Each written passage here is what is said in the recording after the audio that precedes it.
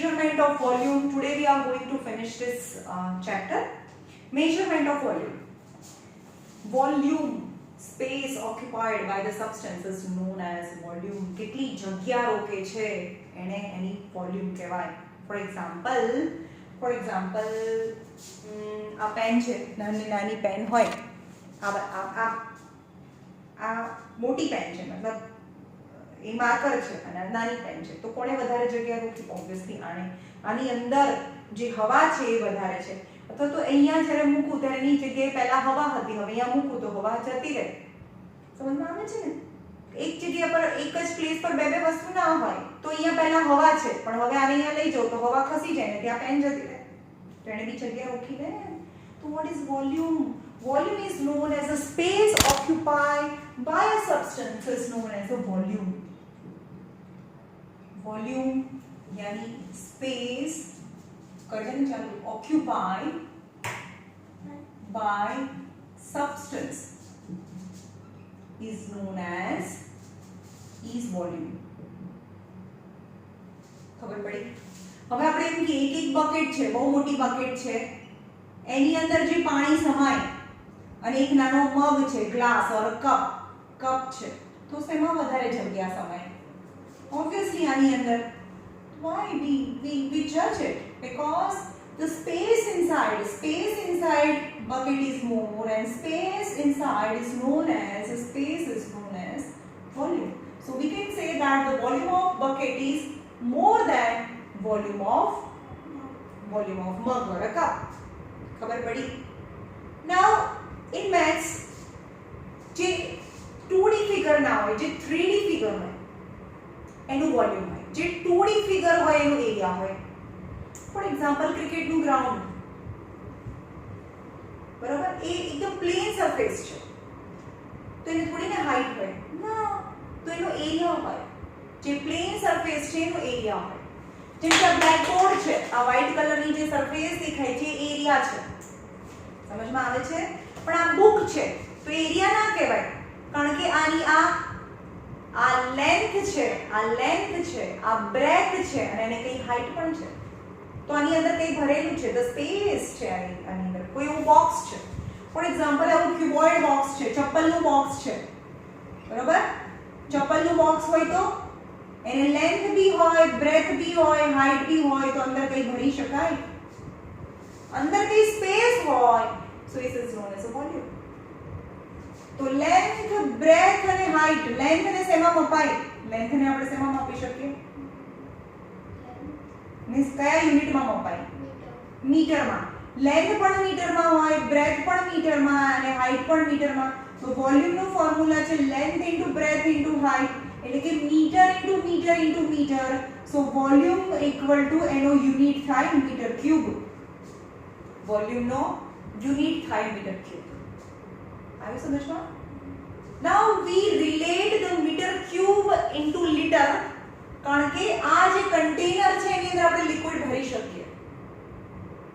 તો આટલા ડાયમેન્શન વાળી વસ્તુમાં કેટલા લિટર સમાય? તો what is the relation? બરોબર, અહીંયા જુઓ શું રિલેશન છે. હવે તમારે રિલેટ કરવાનું છે અથવા ઇમેજિન કરવાનું છે. ઇમેજિન કરી રટ્ટા નથી મારવાના ભાઈ. ખાલી જુઓ કે સ્કેલની અંદર આપણને ખબર છે 1 સેન્ટીમીટર કેટલું હોય, ખબર છે ને 1 સેન્ટીમીટર કેટલું હોય. તો એક નાનું બોક્સ બનાવો, 1 centimetre by 1 centimetre by 1 centimetre નું આવું બોક્સ બનાવો. બોક્સ બનાવ્યો તો એ હજી બી મોટું દેખાય છે. એક્ચ્યુઅલી તો સ્કેલ થી બનાવે તો આનાથી બી નાનું બને. 1 સેન્ટીમીટર ઓલ ધ સાઇડ્સ. તો length is 1 centimeter, breadth is 1 centimeter and height is 1 centimeter છે.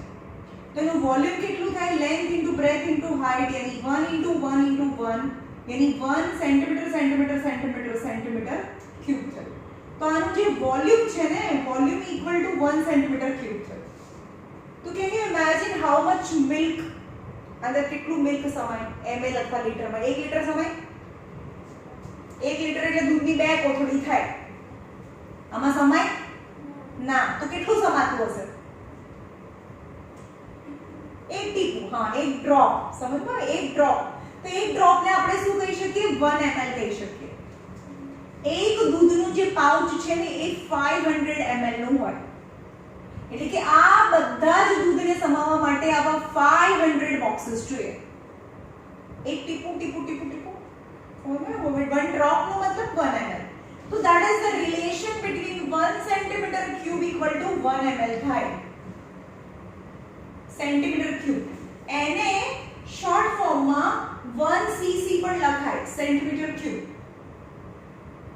અથવા તો 1 ક્યુબિક સેન્ટીમીટર, 1 ક્યુબિક સેન્ટીમીટર બોલાય, 1 સેન્ટીમીટર ક્યુબ, 1 ક્યુબિક સેન્ટીમીટર, અથવા તો 1 ક્યુબિક સેન્ટીમીટર ઓર સેન્ટીમીટર ક્યુબ, whatever. આ ત્રણમાંથી કોઈ પણ ભાષા સમજો એટલે સમજી જવાનું કે સેન્ટીમીટર ક્યુબ છે. સેન્ટીમીટર ક્યુબ નો મતલબ સમજો કે ક્યુબ મતલબ કોઈ કન્ટેનર કે જેની લેન્થ બ્રેથ હાઈટ 111 છે અને એની અંદર 1 ml સમાય. ઓકે, હવે can you relate 1 metre cube, 1 metre cube યાની 1 metre by 1 metre by 1 metre એનું વોલ્યુમ છે. એટલે કે એક ટાંકી સમજો, આ 1 મીટર કપડું હોય, આટલી 1 મીટર નું કપડું હોય, તો એક ટેન્ક છે whose length 1 meter, breadth 1 meter and height 1 meter. Can you relate? Can you imagine? હવે એમાં કહો કે એમાં કેટલા ml સમય, ml સમય એક કોથળી સમય કે એનાથી વધારે સમય? વધારે સમય. ભાઈ એક દૂધની કોથળી ના સમય, બે સમય, એનાથી વધારે, એનાથી વધારે, તો બહુ વધારે. તો કેટલી વધારે? કેટલું કેટલું હોય? હંમેશા 10 100 1000 એવું હોય. તો કેટલું સમય? 1 metre cube equal to 1000 litre હોય. 1000 લીટર એટલે 2000 દૂધની કોથળી સમય. સમજમાં આવ્યું? 1000 લીટર એટલે આ રિલેશન યાદ રાખો તો બધું જ આવડે. 1 સેન્ટીમીટર ક્યુબ યાની 1 ml અને 1 મીટર ક્યુબ યાની 1000 ml, 1000 લીટર, સોરી 1000 લીટર. ખબર પડી?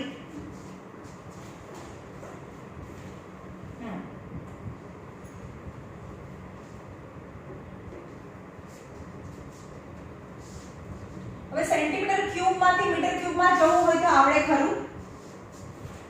1 centimetre cube, 1 centimetre cube equal to dash metre cube. ચલો બોલીએ. 1 centimetre cube equal to 1 centimetre into 1 centimetre into 1 centimetre. Got it?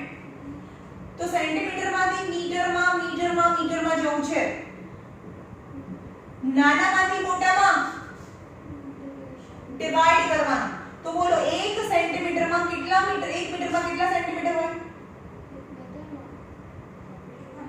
100 હોય. ના ખબર પડે તો કિલો, હેક્ટો, ડેકા, મીટર, ડેસી, સેન્ટી, મિલી લખી નાખવાનું. આ 1 મીટરમાં 100 સેન્ટીમીટર હોય. ઓકે, અને નાનામાંથી મોટામાં ડિવાઇડ. તો 100 100 100. તો 1 ની નીચે કેટલા ઝીરો થઈ ગયા? મલ્ટીપ્લિકેશન 2 2 4 5 6 એટલે 10⁻6 મીટર ક્યુબ થઈ ગયા. એટલે કે 1 સેન્ટીમીટર ક્યુબ ઇક્વલ ટુ 1/10⁻6 એટલે કે 1 centimetre cube equal to 10⁻⁻6 metre થાય. નાનામાંથી મોટામાં જવું હોય તો માઈનસમાં પાવર આવે ને. આ ખબર પડી કેવી રીતે જવાનું? Centimetre ક્યુબમાંથી metre ક્યુબમાં, નાનામાંથી. ક્યુબનો મતલબ 3 વાર લખવાનું. જ્યારે પણ અહીંયા સ્ક્વેર હોય તો 2 વખત લખવાનું. તો તમે 1 સેન્ટીમીટર સ્ક્વેરમાંથી 1 મીટર સ્ક્વેરમાં પણ આ જ રીતે જઈ શકો. But centimetre cube is a volume but metre square is area. એ એરિયાના યુનિટ છે. સમજમાં આવ્યું? ઓકે, ચલો આપણે લેબોરેટરીમાં કેવી રીતે વોલ્યુમ માપીએ? વોલ્યુમ એટલે તમે લેન્થ બ્રેથ માં બી માપી શકો અથવા તો ml અને લીટરમાં પણ માપી શકો. પણ ml અને લીટરને સેન્ટીમીટર મીટર સ્ક્વેર મીટર ક્યુબમાં કન્વર્ટ કરી શકાય અને મીટર ક્યુબ અને સેન્ટીમીટર ક્યુબને પણ તમે લીટર ml માં કન્વર્ટ કરી શકો. That is the length dimensions and sorry આ સેન્ટીમીટર ક્યુબ એટલે લેન્થ થી થયું છે, કોઈ વોલ્યુમ છે પણ એને ml માં કન્વર્ટ કરી શકો. અને મીટર એટલે લેન્થ કહેવાય ને, અને એને પણ તમે લીટરમાં કન્વર્ટ કરી શકો. Right? So in the laboratory there are different measuring apparatus. Apparatus એટલે instrument we can use. કેવા કેવા apparatus હોય? For example આવું જે છે એક એને pipette કહેવાય.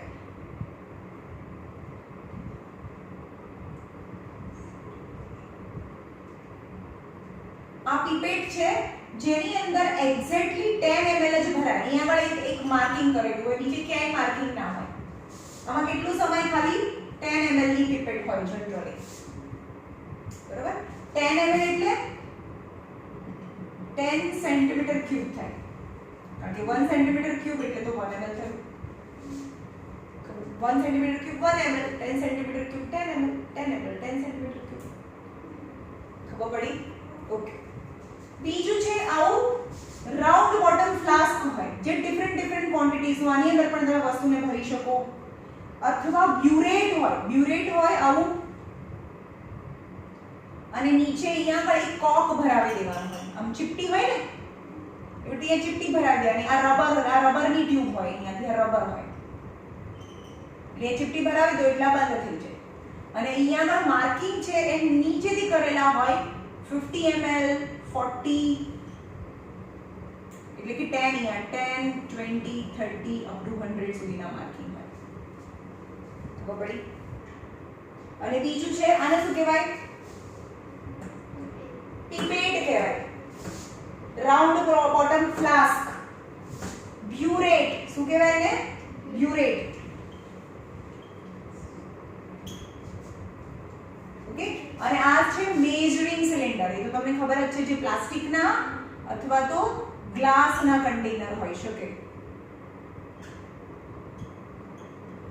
0 1 0 અહીંયા 0 ની 1 2 10 20 30 40 up to 100 ml. સમજ માં આવ્યું?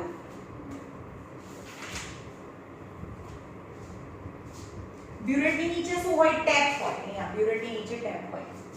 ઓકે.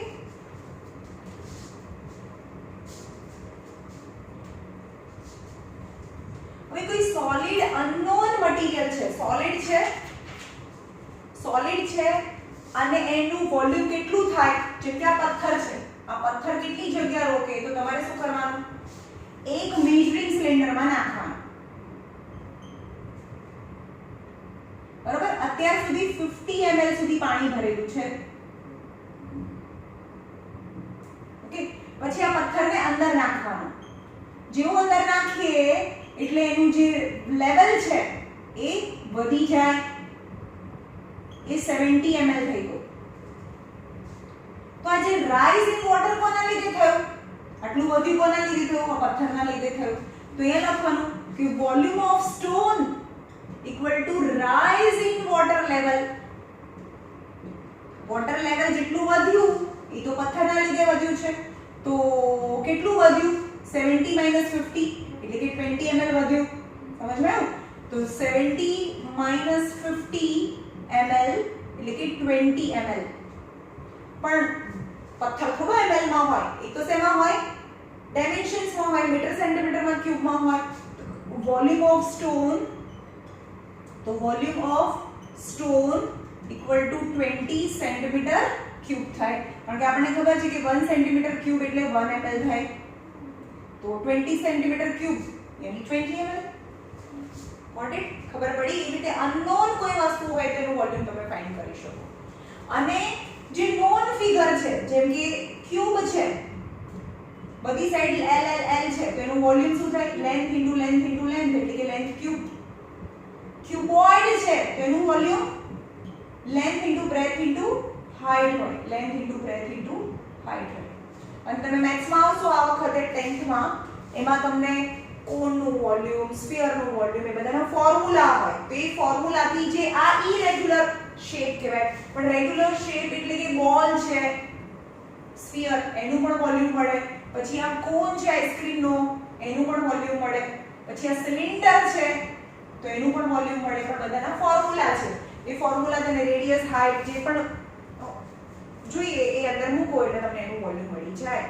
તો these are the known shape and its unknown shape, and you will find its volume. Okay?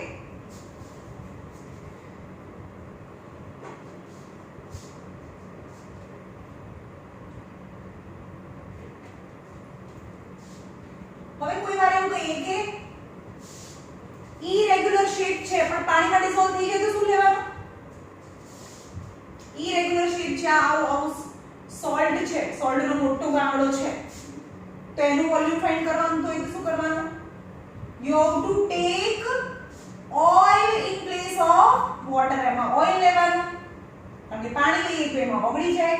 એટલે કે જો કોઈ સબસ્ટન્સ છે ઇરેગ્યુલર શેપ છે અને એ વોટરમાં ડિસોલ્વ થાય તો you have to take oil in place of water. And the same procedure you have to follow. Okay. Now measuring of mass. આ શું હતું? મેઝરિંગ ઓફ વોલ્યુમ હતું. Measuring of volume. Now measuring of mass. Measuring of mass. Mass ને આપણે શેમાં measure કરીએ? એનો unit શું છે માસ નો? કિલોગ્રામ. યસ, માસ નો યુનિટ કિલોગ્રામ છે. SI યુનિટ કિલોગ્રામ છે, રાઈટ? તો માસ ને શેમાં મેઝર થાય? Mass is measured by physical balance or a beam balance. Is physical balance or beam balance. એટલે કે આવું હોય ને જે શાકવાળા બેન લઈને આવે આવું.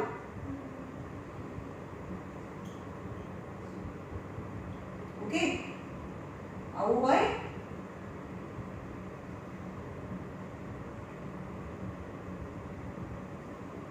અને બીમ બેલેન્સ, બીમ એટલે રોડ, આ રોડ છે અને જો બંને બાજુ બેલેન્સ થઈ જાય તો એ બીમ બેલેન્સ કહેવાય અથવા તો ફિઝિકલ બેલેન્સ કહેવાય. ફિઝિકલ બેલેન્સ એકચ્યુઅલી ફિઝિક્સ લેબોરેટરીમાં હોય. far more less amount of the material you can weight by using physical balance. જેમ કે ડાયમંડ છે, ગોલ્ડ છે, એને બેલેન્સ કરવામાં ગોલ્ડ એના તો થાય નહીં. આમાં તો કેટલું કોસ્ટલી હોય, એમાં તો 1 ગ્રામ જાય તો પણ હજારો રૂપિયાનું વધારે થઈ જાય. તો એમાં 1 ગ્રામ પણ વધારે પ્રિસાઇઝલી જો તમે મેજર કરવું હોય તો ફિઝિકલ બેલેન્સ હોય, જેને આપણે જે પંખાની હવા પણ એને ના લાગવી જોઈએ એટલે એને ગ્લાસની એક બોક્સની અંદર એને રાખવાનું, એને બહારથી એને ઓપરેટ કરવાનું હોય. ઓકે, એ ફિઝિકલ બેલેન્સ છે. અને બીમ બેલેન્સ જે આપણે શાકવાળા બેન વાપરે એ, રાઈટ? હવે એનું કન્સ્ટ્રક્શન નથી કરવાનું. કન્સ્ટ્રક્શન ક્યારે? આ પણ નહીં પૂછાતું.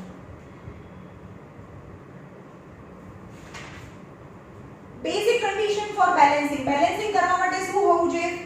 Both arms of a balance must be of equal length. Balance કેવું હોવું જોઈએ? બોથ ધ આર્મ્સ, આ આર્મ્સ કહેવાય, both the arms must be equal length. હવે બેલેન્સિંગ આવું તો ના કરાય, અહીંયા ગળામથી આમ આવું હોય, આવું ના હોય, એક્ઝેક્ટ વચ્ચે હોવું જોઈએ એનું બેલેન્સિંગ.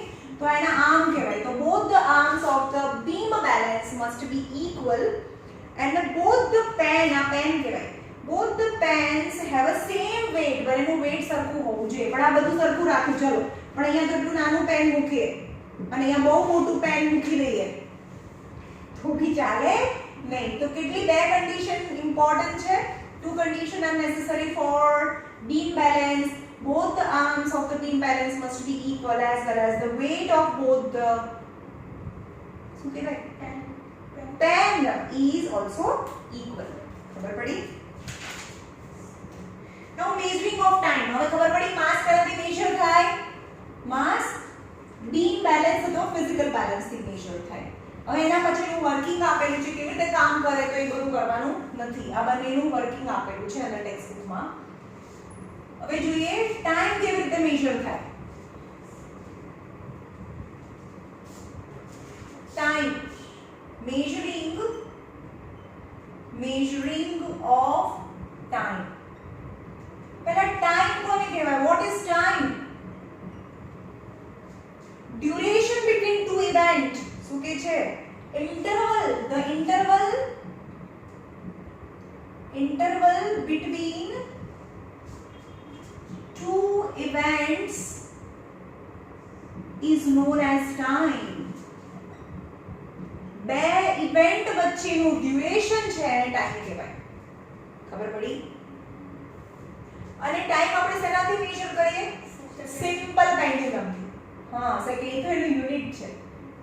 વસ્તુ કઈ છે? જેમ કે આપણે મીટરની સ્કેલથી કોઈ ઇન્સ્ટ્રુમેન્ટ તો જોઈએ ને મેજર કરવા માટે. જેમ કે આપણે મીટર સ્કેલથી મેજર કરીએ તો આપણે ટાઈમ શેનાથી મેજર કરીએ? મેં ઘડિયાળથી.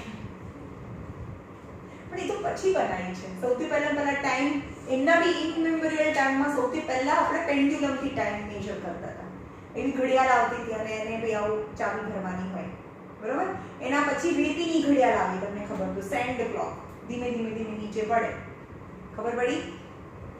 તો they are the instrument to measure the time, but the simplest instrument from which we can measure the time is simple pendulum. તો આ છે પેન્ડ્યુલમ. આ રિજિડ સપોર્ટ છે જેનાથી પેન્ડ્યુલમ એટલે કોઈ પણ દોરી હોય અને એની નીચે કોઈ એક બોબ હોય. બોબ એટલે લોખંડનો ગોળો હોય, હેવી, અને બોબ કહેવાય. આ સ્ટ્રિંગ અને આ જેનાથી લટકાડ્યું હોય રિજિડ સપોર્ટ, જેમ કે સીલિંગ હોય, કોઈ બી જગ્યાએથી હુક પરથી એ પેન્ડ્યુલમને લટકાડેલું છે. ઓકે, હવે સિમ્પલ પેન્ડ્યુલમ ટાઈમ કેનાથી ટાઈમ એટલે શું? The interval between two events is known as time and time is measured with the help of time. કેનાથી મેઝર થાય? Time can be measured with the help of pendulum. Time ને pendulum થી આપણે measure કરીએ. Now what is pendulum? Simple pendulum કેવી રીતે બનેલું છે? Simple pendulum is a heavy particles. એક heavy particles છે જેને સસ્પેન્ડ કરવાનું છે. સસ્પેન્ડ કરવાનું એટલે લટકાવવાનું. What is suspend? is a લટકાવવું. is a heavy particle, yani bob or a langasyu or a pathar, stone, whatever, must be heavy. What is pendulum? Pendulum is a heavy particle which is latkavu, which is suspended. The heavy particles which is suspended by a weightless string. હવે એવું નહીં લખવાનું જોડું લઈ લો આપણે નીચે પથ્થર કાઢો. પેન્ડ્યુલમ માટે જે દોરી છે ને એ વેઇટલેસ હોવી જોઈએ. एक्चुअली कोई पण वस्तु एवी तो होय नहीं कि जेनो वेट ना होय. एनो मतलब वेटलेस तो होय नहीं, but you try your best that it is as light as possible. जाडू दोरडू નથી લેવાનું ભાઈ, એકદમ હલકું બને તો સિલ્ક થ્રેડ લેવાનું છે. સિલ્ક નો થ્રેડ લેવાનો એકદમ પતલો હોય જેનું વેટ ઓછું હોય એવું લેવાનું છે. What is pendulum? Pendulum is a heavy particle is suspended from weightless string in bracket very light string and oscillate freely without any friction. અને એને શું કરવાનું છે? ઓસિલેટ કરવાનું છે. ઓસિલેટ કરવાનું એટલે કે આ પથ્થરને અહીંયા લટકાઈ દીધો. ચલો પછી આ બોબ છે, આ એની મીન પોઝિશન છે A. એને હલાવો નહીં તો આમ નામ પડ્યું રહે. પંખો ચાલુ નથી કરવાનો એટલે એમ નામ પડ્યું રહે. પણ એને મીન પોઝિશન થી ડિસ્ટર્બ કરીને B પર લઈ આવો. એને અહીંયા લઈ આવો બોબને અને છોડી દો. અને ફ્રિક્શન નથી. ફ્રિક્શન એટલે સમજો છો આમ જાય એટલે હવા એને રોકે ને. હવા તો હોય જ. હવા ના હોય તો શું થાય? એક વખત અહીંયાથી છોડી દો, હવા જ ના હોય તો એની એનર્જી બિલકુલ લોસ ના થાય અને 10,000 50,000 વર્ષ સુધી એ ચાલુ રહે. પણ એક્ચ્યુઅલી એવું નથી થતું. કેમ? કારણ કે મીન પોઝિશનને ડિસ્ટર્બ કરીએ આપણે તો એ જાય આવે, દરેક ઓસિલેશનમાં એની એનર્જી વેસ્ટ થાય. કેમ? because it has to fight with the friction of air and finally it stops. થોડા ટાઈમ કીધું બંધ ફેર જવાનું છે, એવું નથી કીધું ચાલુ રહે. ચાલુ ના રહે. પણ એમ કીધું છે કે સપોઝ આપણે આ એક્સપેરિમેન્ટ ક્યાં કરીએ છીએ? વેક્યુમમાં કરીએ છીએ, સ્પેસમાં કરીએ છીએ, રાઈટ? અને એને મીન પોઝિશનથી ડિસ્ટર્બ કરીએ તો એ B પર આવે અને એને છોડી દો તો it goes to A, then C, then A and again B. કારણ કે આપણે B થી એને છોડ્યું હતું ને, તો આને એક ઓસિલેશન પૂરું કર્યું કહેવાય. જે પોઈન્ટ થી શરૂ કર્યું હતું એ પોઈન્ટ પર પાછું આવે ત્યારે એક ઓસિલેશન શરૂ કર્યું કહેવાય. ડિપેન્ડ કરે છે તમે અહીંયાથી કાઉન્ટિંગ કરો. અહીંયા A પરથી જો C પર જાય, પાછું A, પાછું B અને પાછું A પર આવી જાય ત્યારે એક ઓસિલેશન પૂરું થયું કહેવાય. એક ઓસિલેશન કો અથવા તો એક વેવ પૂરું થયું એવું પણ કહેવાય. ખબર પડી? એક ઓસિલેશન યાની મીન પોઝિશનની આજુબાજુ આ ટુ એન્ડ ફ્રો, આજુબાજુની ઇંગ્લિશમાં ટુ એન્ડ ફ્રો કહેવાય. Okay, start oscillating without any friction about a point to which upper end of the string is fixed constitute a simple pendulum. So કે જેનો upper end fix હોય પણ નીચેનો જે Bob છે એને મીન પોઝિશન થી ડિસ્ટર્બ કરીએ તો start oscillating and this is known as a simple pendulum. Simple pendulum definition खबर पड़ी. Simple pendulum is a heavy particle is suspended from the weightless string and if it is disturbed from its mean position it start oscillating and its upper end is fixed is known as simple pendulum. खबर पड़ी? यानी simple pendulum कहवाय. Okay. Now definition regarding the simple pendulum. Simple pendulum ની related કઈ definition છે? So first is oscillation, time period, frequency. First is oscillation, second time period, third frequency, fourth amplitude, and five is effective length. તો સમજીએ બધી વસ્તુને શું કહેવાય. Oscillation. Oscillation એટલે આમ તેમ જો ઇન શોર્ટ ઓસિલેટ કરે ને, ઓસિલેટ કરવું એટલે to move to and fro around its mean position. આ મીન પોઝિશન છે, ત્યાંથી આપણે એને ડિસ્ટર્બ કરીએ તો એ મીન પોઝિશનમાં પાછું આવે, પાછું મીન પોઝિશનથી જાય, પાછું મીન પોઝિશનમાં. એટલે કે મીન પોઝિશનની આજુબાજુ જે ઉપર નીચે આગળ પાછળ થયા કરે છે એને ઓસિલેશન કહેવાય. Okay. The complete to and fro motion of a pendulum એટલે કે આ મીન પોઝિશન છે, આને આપણે ટુ કહીએ અને આને આપણે ફ્રો કહીએ. મીન પોઝિશન થી ટુ એન્ડ ફ્રો મૂવમેન્ટ ને ઓસિલેશન કહેવાય. ખબર પડી? One complete to and fro motion of a pendulum constitute one complete oscillation. એટલે કે અહીંયાથી ટુ ગયું, ટુ આવ્યું, ફ્રો ગયો અને ફ્રો આવ્યું ત્યારે એક ઓસિલેશન પૂરું થયું કહેવાય. Right? One complete to and fro movement of pendulum is known as a one oscillation. And time period, second is time period. Time period, time taken to complete, time taken to complete one oscillation. એક oscillation ને પૂરું કરવા માટેનો time. તો તમારે જોવાનું ઘડિયાળમાં. Okay, અહીંયાથી કરો, ગમે ત્યાંથી શરૂ કરી શકો. તમે અહીંયાથી શરૂ કરો, જઈ અને આવે ત્યારે એક ઓસિલેશન પૂરું થયું કહેવાય. તો એ જોવાનું જઈને આવ્યું કેટલી સેકન્ડ થઈ. એક ઓસિલેશન માટેના ટાઈમને ટાઈમ પીરિયડ કહેવાય. Okay. Frequency, number of oscillation અને એને શું બોલાય? એનો સિમ્બોલ ટી છે. ટાઈમ પીરિયડનો સિમ્બોલ ટી છે. Number of oscillation in 1 second is known as frequency. તમારે શું જોવાનું છે? ઘડિયાળમાં જોવાનું છે કેટલી સેકન્ડ? 1 સેકન્ડ સુધી. 1 સેકન્ડ. જરૂરી નથી આમ ફાસ્ટ જતું હોય તો જોરદાર. તો એમ જોવાનું કે 1 સેકન્ડમાં 1 2 3 4 1 સેકન્ડમાં 4 વાર જઈને આવ્યો, 4 ઓસિલેશન થયા. તો એની ફ્રીક્વન્સી કેટલી થઈ? 4.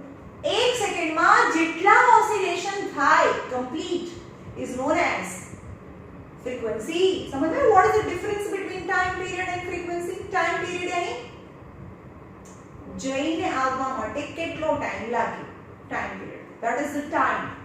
frequency એટલે કેટલી વાર. એ મારા ઘરે frequently આવે છે. frequently એટલે બહુ વાર, કેટલી વાર in 1 second. got it? તો 1 સેકન્ડમાં કેટલી વાર ઓસિલેશન થાય છે that is known as frequency. અને એનો યુનિટ છે, એનો સિમ્બોલ છે f. એટલે કે અહીંયા 4 થાય. જો સપોઝ 4 વાર જઈને આવે 1 2 3 and 4. તો 1 સેકન્ડમાં 4 ઓસિલેશન થતા હોય તેની ફ્રીક્વન્સી 4 અને એનો યુનિટ હર્ટ્ઝ છે. Hz એની unit is hertz. Okay. Amplitude નો મતલબ થાય maximum displacement around its mean position. જેમ કે આ બોબ છે પણ હું એને આટલું લઈ જાઉં તો આ જે ડિસ્પ્લેસમેન્ટ થયું ને એનું એમ્પ્લિટ્યુડ કહેવાય. પણ જો હું અહીંયાથી અહીંયા લઈ જાઉં, આ હોય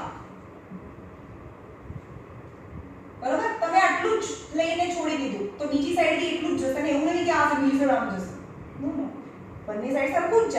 હવે બીજી વખતે શું હોય, હું એમ્પ્લિટ્યુડ ને વધારું છું, થોડું દૂર લઈ જઈને ફેક્ટ છોડું, તો આનો એમ્પ્લિટ્યુડ વધારે કહેવાય, આ એમ્પ્લિટ્યુડ કહેવાય।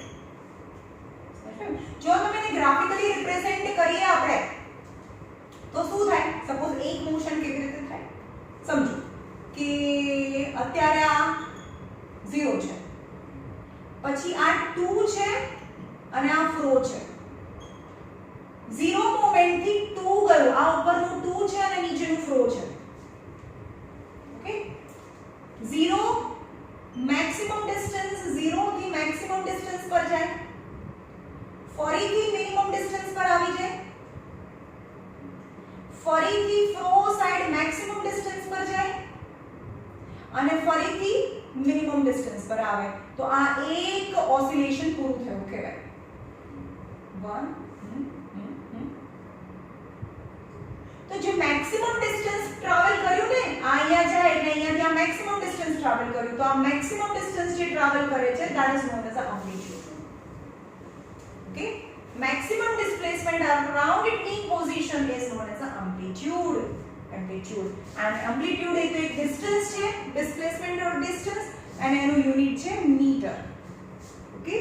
the maximum displacement of a pendulum from its mean position is called as amplitude। now છેલ્લું છે effective length। what is known as the effective length? length of the pendulum from the point of suspension, શું કહે છે, આ પેન્ડ્યુલમની length જે point of suspension થી જે બોબના centre સુધીનું ડિસ્ટન્સ, અહીંયા સુધીનું ડિસ્ટન્સ નહીં ભાઈ, આને ઇફેક્ટિવ લેન્થ ના કહેવાય। ઇફેક્ટિવ લેન્થ એટલે કે જે બોબ છે એના સેન્ટર સુધીની જે લેન્થ છે, it is known as effective length of pendulum. તમારે લેન્થ ઓફ પેન્ડ્યુલમ તો આ બી ગણવાનું ને આ બી ગણવાનું, ત્યારે એની લેન્થ ઓફ પેન્ડ્યુલમ થાય, ખબર પડી? Effective length of pendulum, the length between the point of suspension and the center of gravity of bob मतलब center of bob, आने के लिए center of gravity of bob or a center of bob is known as effective length। खबर पड़ी?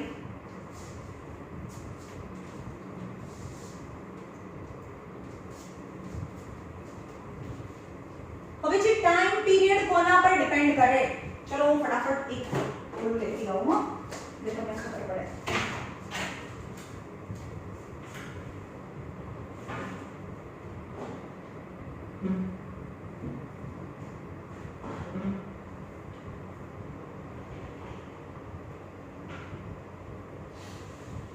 ચલો જો અહીંયા time period કોના પર ડિપેન્ડ કરે છે, સપોઝ આ દોરો છે,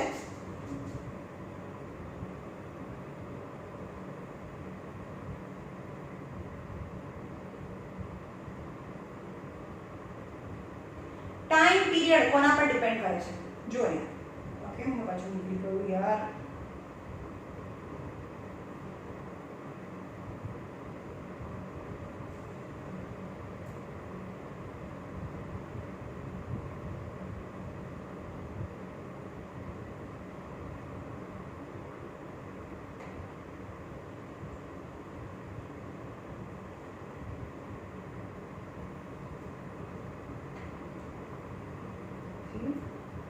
બધું વચ્ચે રહે છે। ચાલો હવે જોઈએ ટાઈમ પીરિયડ કોના પર ડિપેન્ડ કરે છે। જો આપણે ઇફેક્ટિવ લેન્થ આટલી રાખી, આ લેન્થ ઓફ પેન્ડ્યુલમ છે, ઓકે, અને ટાઈમ પીરિયડ એટલે શું, અહીંયાથી જઈ અને પાછા આવવા માટેનો ટાઈમ તમને દેખાય છે, રાઈટ? તો હવે અહીંયા છોડું છું, કેટલો ટાઈમ લાગે તમે જુઓ, કેટલી વાર લાગી, રાઈટ? હવે હું એને ઇફેક્ટિવ લેન્થ ઓછી કરી દઉં છું, લેન્થ ઓછી કરી દઉં, શેમાં ટાઈમ વધારે તો ફર્સ્ટમાં, ઓબ્વિયસલી લેન્થ મોર તો ટાઈમ મોર, તો ટાઈમ પીરિયડ ડિપેન્ડ કરે છે એની લેન્થ પર ડિપેન્ડ કરે છે। તો કઈ રીતે ડિપેન્ડ કરે છે ટાઈમ પીરિયડ કોના પર ડિપેન્ડ કરે છે, તો time period t is directly proportional નો મતલબ શું થાય, એક વધે તો બીજું વધે એને ડાયરેક્ટ પ્રપોર્શન કહેવાય, ઓકે। પણ એક વધે અને બીજું ઘટે તો ઇન્વર્સ પ્રપોર્શન કહેવાય। પણ અહીંયા length of pendulum more than the time period more, બંને મોર છે તો એ ડાયરેક્ટ હોય એટલે કે આ ઉપર છે તો આ બી ઉપર જ હોય.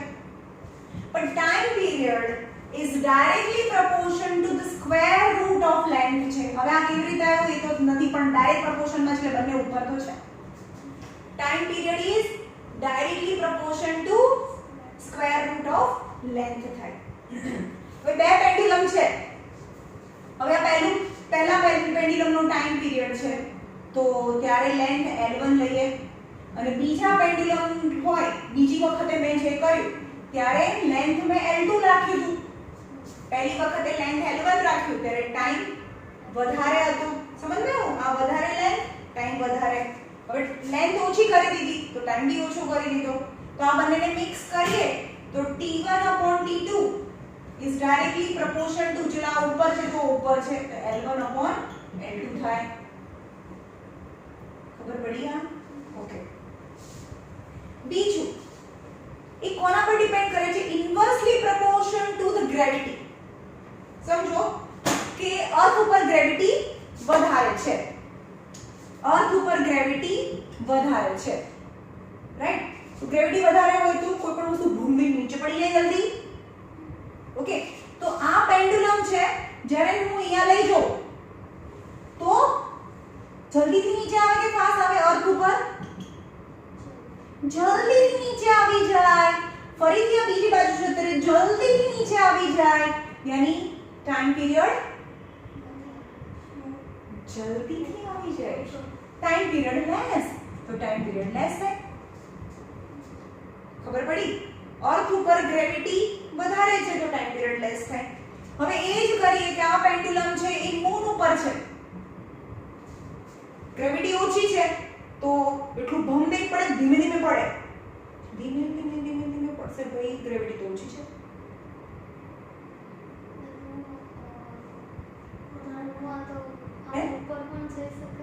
મૂનમાં ના જાય, મૂનમાં ના જાય તો ત્યાં બિલકુલ ગ્રેવિટી ના હોય ને ત્યાં જેવું થાય. ઉપર ક્યાં જાય? સ્પેસ શટલ હોય ને એમાં જાય અથવા તો સ્પેસ સ્ટેશનમાં જાય, ત્યાં ગ્રેવિટી જ ના હોય. મૂન ઉપર તો ગ્રેવિટી છે. મૂન ઉપર તો આમ ચાલતા નહીં. તમે જોયું નહીં મૂનના સરફેસ પર કેમ ચાલે?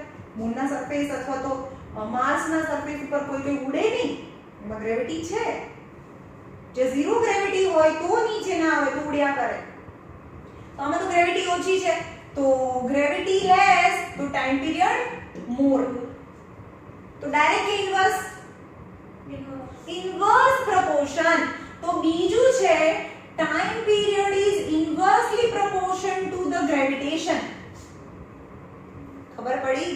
તો આપણે T1 is inversely proportion to, હવે આપણે એમ કહીએ કે બે પેન્ડ્યુલમ લઈએ, એક અર્થ ઉપર કરીએ એક મૂન ઉપર કરીએ તો T1 is inversely proportion to 1/G1 and T2 is inversely proportion 1/G2.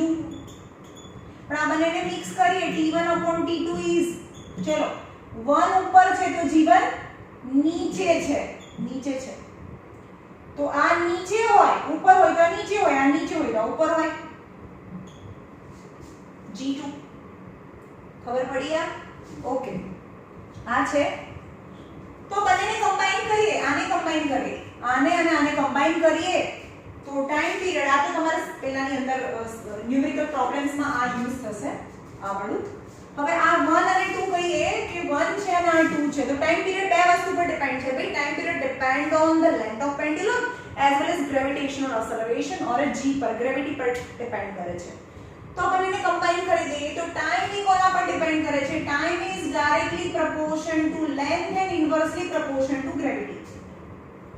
Right? તો ઓલવેઝ જ્યારે આ પ્રોપોર્શનાલિટીની સાઇન તમે 10th માં આવશો ત્યારે આવશે કે જ્યારે પણ પ્રોપોર્શનાલિટીની સાઇન તમારે રિમૂવ કરવી હોય you have two put sum constant. A constant મૂકવો પડે તો t = 2π. 2π એ શું છે? કોન્સ્ટન્ટ છે. √L/G which is the formula for finding time period. હવે અર્થ ઉપર આપણે ટાઈમ પીરિયડ ફાઇન્ડ કરીએ. આ ખબર પડી ગઈ ને? અર્થ ઉપર આપણે ફાઇન્ડ કરીએ કે ટાઈમ પીરિયડ સેકન્ડ પેન્ડ્યુલમ કોને કહેવાય? Seconds pendulum. જો હવે એક પેન્ડ્યુલમ છે જે આ સેકન્ડ પેન્ડ્યુલમ્સ કોને કહેવાય? તો અહીંયાથી છોડીએ એને 1 સેકન્ડ જતા અને 1 સેકન્ડ આવતા થાય તો એને સેકન્ડ્સ પેન્ડુલમ કહેવાય. તો એનો ટાઈમ પીરિયડ કેટલો હોય?